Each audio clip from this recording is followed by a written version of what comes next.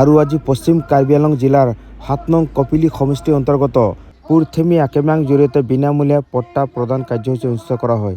Karbi Anglong autonomous কাউন্সিলৰ land and revenue ডিপাৰ্টমেণ্টে অনুষ্ঠিত কৰা এই কাৰ্যসূচীত মুখ্য অতিথি হিচাপে উপস্থিত থাকে Karbi Anglong autonomous CEM doctor Tuliram ডাঙৰীয়া। কাৰ্বি আংলং অট'নমাছ কাউন্সিলে আৰু এই বিভাগে তেনেধৰণৰ কাৰ্যসূচী হাতত লৈ আহিছে। আজি আমি ইয়াত থেপিয়াৰাম এই প্লেগ্ৰাউণ্ডত এই কাৰ্যক্ৰম আয়োজন কৰিছো। আমাৰ শ্ৰদ্ধাৰ ৰাইজ ইয়াত উপস্থিত হৈছে। আজি দিনজোৰা কেইবাটাও কাৰ্যসূচী কপিলী সমষ্টিত আয়োজন কৰা হৈছে। কপিলী সমষ্টিৰ বাবে আজি দিনটো এটা মাইলষ্টন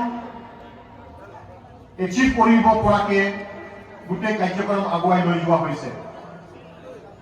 আমি কাৰ্বি আংলং অট'নমাছ কাউন্সিলৰ জৰিয়তে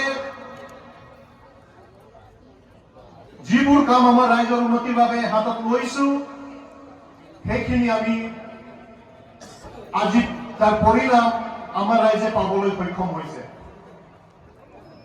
বিভিন্ন বিভাগৰ জৰিয়তে বিভিন্ন ধৰণৰ কাম কাজ আৰু তাৰ লাভটো আমি পাবৰ বাবে সক্ষম হৈছো। আজি আমাৰ সকলো জ্যেষ্ঠসকল জ্যেষ্ঠ নেতৃবৃন্দসকল আমাৰ মাজত আহিছে। আমি তেখেতসকলক আমি সকলো ৰাইজে উষ্ম আদৰণি জনাইছো আৰু এনেধৰণে ভাল লগাকে আমি সকলোৱে আন এজনৰ লগত থিয় হৈ আন এজনক আস্থা আৰু বিশ্বাসক লৈ